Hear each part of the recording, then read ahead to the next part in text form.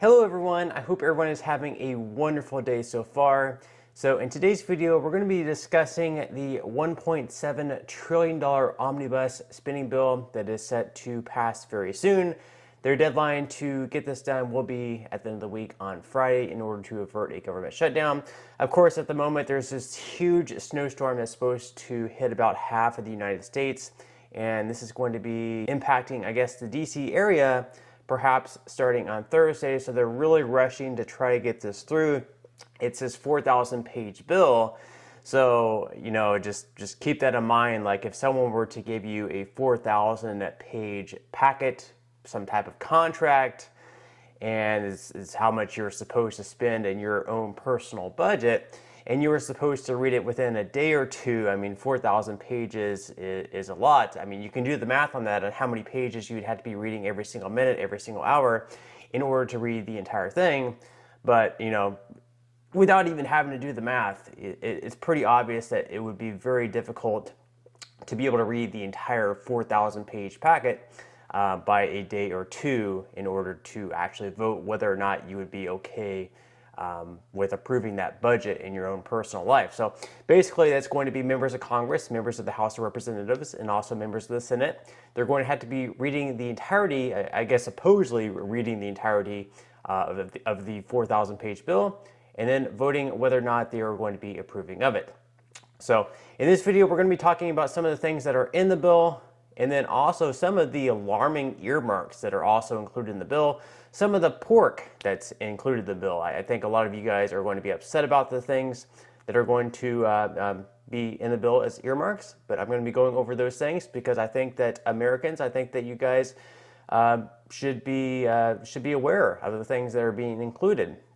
And these are things both by Democrats and also Republicans as well, and they're rushing to get this thing through. So again, $1.7 trillion omnibus spending bill. They're going to be rushing this through. It's probably going to be passing the Senate at some point tonight. It's going to be passed onto the House, and then they might have an overnight session to try to get this passed early on Thursday. That way they can go home to their families and celebrate the holiday season with their family. So again, 4,155-page bill according to the Hill, $1.7 trillion. This is quite a lot of money. So in the bill, we have an increase in defense spending. The package included $858 billion in defense funding, a figure in line with the dollar level set by the National Defense Authorization Act that passed both chambers earlier this month. Negotiators say defense funding baseline saw about a 10% increase above the 7.1% increased inflation rate and almost double that of the non-defense baseline when not factoring in veterans funding, which Democrats had previously pressed be categorized in its own section in spending talks. So this is a pretty big increase. We saw inflation was actually less, so defense funding is actually increasing more than what inflation actually was. And, historically speaking, we spend a lot on defense funding as a nation. You can look at this chart right now. Defense funding, this is from, I believe it was 2021. We spent $778 billion as a country. And then we can look at all these other countries. We have China, we have India, Russia, the UK, Saudi Arabia, Germany, France, Japan, South Korea, Italy, Australia. All those combined, they only spend $761 billion. So we spend more than the next 11 countries combined. We spend a lot as a country on defense funding, but do we need to spend that much? You can be the judge of that. In addition to an increase in defense funding, we're going to be sending another $40 billion plus, I believe it's $44 billion in total, over to Ukraine for aid in their war against Russia. This is actually a higher amount than what the White House requested last month, so they're really outdoing themselves there. The jump comes as there have been concerns about how such funding would fare next year in a GOP-led House where some conservatives have been critical of the aid. So the reason they're sending more than what the White House requested is that they believe that members of the House GOP will not approve of any more aid. A lot of the new House Republicans, which now will have the new majority in the House because the Democrats lost their majority, have been critical of the aid. They don't want to send any more money over to Ukraine. So in total now, we have now sent over $100 billion to Ukraine. Whether or not you're for that, let me know in the comment section below. Should we be spending Should we be sending that much money over to Ukraine? You can be the judge of that. I mean, at some point, I mean, I'm all for helping Ukraine. I believe that Russia should not have invaded Ukraine. At this stage, we shouldn't have countries invading other countries for really, no reason. But we do have to come to some off-ramp. We cannot have Ukraine and Russia in this war for years, decades to come. We cannot continue just to send billions of dollars over there. There has to be an off-ramp. We have to find some type of resolution to end this war in Ukraine and Russia. Russia has to give up something, Ukraine may have to give up something. But this war cannot be something that just continues to go on for years to come. It could end up being like another Afghanistan debacle or, anything else where it just goes on for 20 years. Let's hope not. Speaking of Ukraine, Vladimir Zelensky is apparently going to be visiting the White House at some point today. This is going to be an unprecedented visit aimed at underscoring American support for Ukraine nearly 10 months in its fight against Russian invasion. Biden will also announce an additional $2 billion in military aid that includes advanced air defenses to help Ukraine defend against Russia aerial onslaught that are targeting its energy and electrical infrastructure. So amid this $44 billion handout to Ukraine, totaling now over $100 billion, we're going to have the president of Ukraine visiting the White House. So interesting stuff there. In addition to that, there is a TikTok ban on federal devices. And then also included in the bill is an Electoral Count Act reform. We also have some money going towards disaster relief. In total, there's going to be $40 billion in funding to assist communities across the country recovering from drought, hurricanes, flooding, wildfire, natural disasters, and other matters.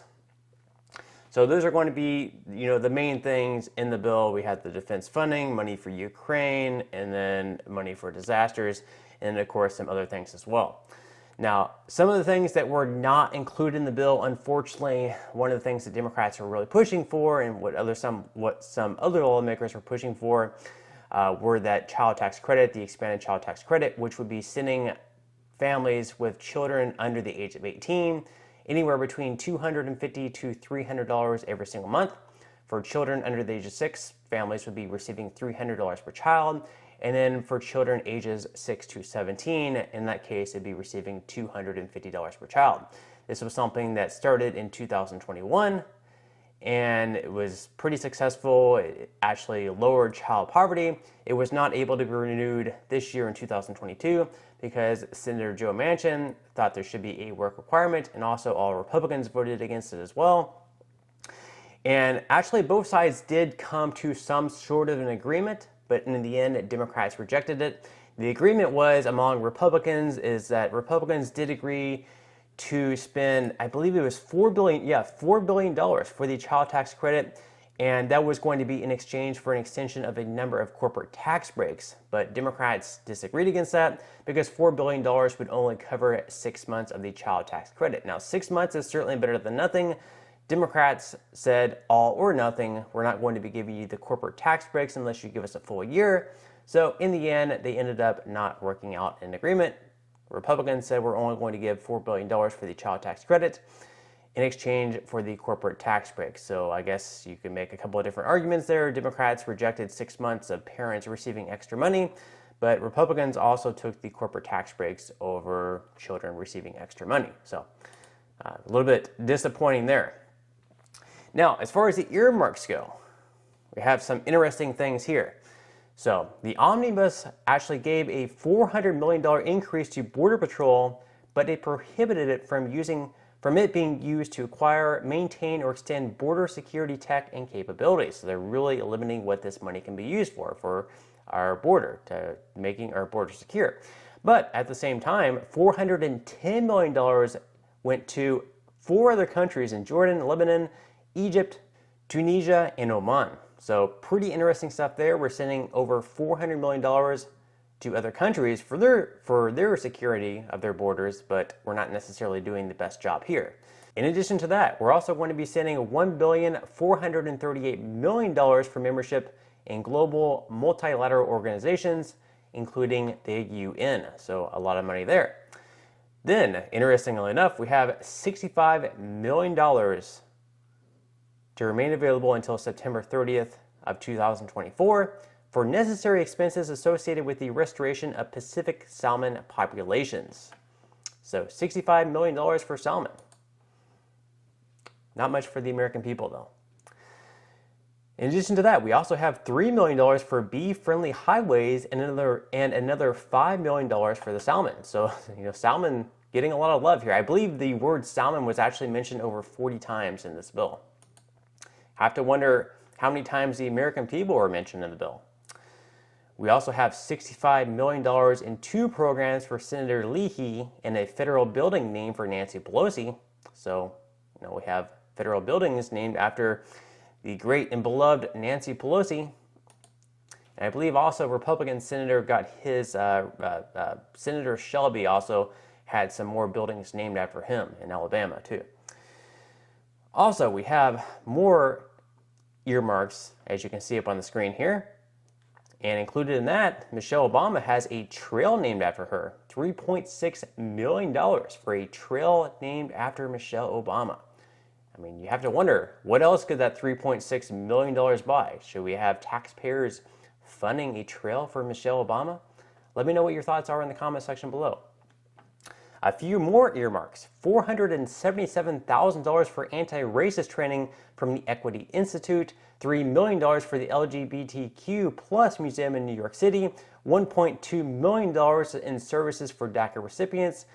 Then, if an additional $47 billion in Ukraine funding isn't enough for you, you guys are really going to like this. The bill also authorizes a Ukrainian Independence Park right here in DC. So if you visit the DC area, you also get to visit a Ukrainian Independence Park. Also, monuments for journalists and service animals. So, really great stuff there. Over $500 million for a DEI and structural racism focused NIH subdivision. Gender programs in Pakistan, and a $200 million for a gender equity fund. So, more programs more money going to Pakistan for gender programs. Really, great stuff there. Last year's administrative expenses for the Vax Injury Trust Fund were $13.2 million. Now it's $15.2 million. That's a 15% increase, as Representative Dan Bishop points out. And I guess they're anticipating some sort of 15% increase in vaccine injuries. That's, kind of interesting there. In addition to that, we also have $335 million to prepare for an influenza pandemic. So, that's a lot of money, kind of scary stuff there. I don't know what they're expecting to come out of that. And then finally, we have $7.5 million to better understand the domestic radicalization phenomenon, plus $1 million for gun violence research. And as Representative Dan Bishop points out, these research programs are often a smokescreen for violating civil liberties down the road. So pretty interesting stuff there. All those earmarks, I did not even mention all of them. I would not want to waste all of you guys' time and go through all of them, because it would turn into an hour-long plus video. Now, a lot of these may end up getting struck down in the end, but it really wouldn't surprise me if they end up staying in the bill, because let's face it, our lawmakers, both Republicans and Democrats, like to throw stuff in the bill like this and bring stuff home for their state and, have parks named after them, federal buildings named after them, sending money to other countries while we have Americans at home struggling. So that's really great stuff there. Meanwhile, we have members of the House GOP threatening members of the Senate, as far as Republicans go, saying that, you guys should basically block this bill. We need to have instead like a 3 to 4 week CR deal that pushes ourselves into January. That way, the Republicans will then have the majority in the House, and they can have more leverage of what ends up in this bill. And they're saying, if you guys in the Senate allow this bill to pass, and this is something that doesn't necessarily need to pass in the Senate, because in the Senate they will need 60 votes, and right now it's 50 to 50. So we only have to have 41 of the 50 Republicans vote against the bill, and it will fail in the Senate. But instead, it looks like it's going to pass, because there's I believe around 21 Republicans are going to vote in favor of the bill. So it looks like it's going to easily pass in the Senate. So basically now we have members of the House GOP, that are saying that if these members of the Senate approve of it, later on next year. They're pretty much going to reject any bills that Senate Republicans send on to them. Any proposals that they have, they're going to thwart. In a letter they wrote, they said, "Further, we are obliged to inform you that if any omnibus passes in the remaining days of the Congress, we will oppose and whip opposition to any legislative priority of the senators who vote for the bill, including the Republican leader," the letter said. "We will oppose any rule, any consent request, suspension voice vote, or roll call vote on any such Senate bill, and will otherwise do everything in our power to thwart even the smallest legislative and policy efforts of those senators." So it's kind of blackmail here. The House GOP are pretty much saying here, like, if you help Democrats pass this bill, then we are going to be completely against any bill that you send us in the future. So it's a really interesting dynamic. We have, yes, they both are Republicans, both members of the Republican Party in the House and the Senate, but they have very different ideologies. So we have Senate Republicans helping Senate Democrats pass a bill that they could easily wait and kick down the road until January, where Republicans will then have the majority in the House, but instead they're helping the Democrats pass this thing. And once again, they're rushing this through because we do have that bad snowstorm that's going to be hitting the DC area at some point on Thursday. So they're going to try to rush us through. We'll see whether or not they can get it done. Again, we have a lot of money going to other countries, a lot of money going to some interesting things, federal buildings, trails named after Michelle Obama. Some pretty interesting stuff there, costing a lot of money. The money that we could potentially send to, struggling American families, single parents that could really use this money for their children. So interesting stuff, regardless. Let me know what your thoughts are in the comment section below. I'm sure you guys are probably as frustrated as I am. Just as pretty much any of these bills come out, we always end up with a lot of pork in them. So yes, it's very frustrating. But again, let me know what your thoughts are in the comment section below. And on that note, I'm going to go ahead and wrap up this video. If you enjoyed the content in today's video and you would like to see more like it, I would appreciate you giving this video a like. Subscribe to my channel if you have not already, and make sure to ring the notification bell. That way you will be the very first to be notified when I do release future videos. And until next time, I hope you guys have a wonderful rest of your day. Stay safe, and I'll see you in the next video.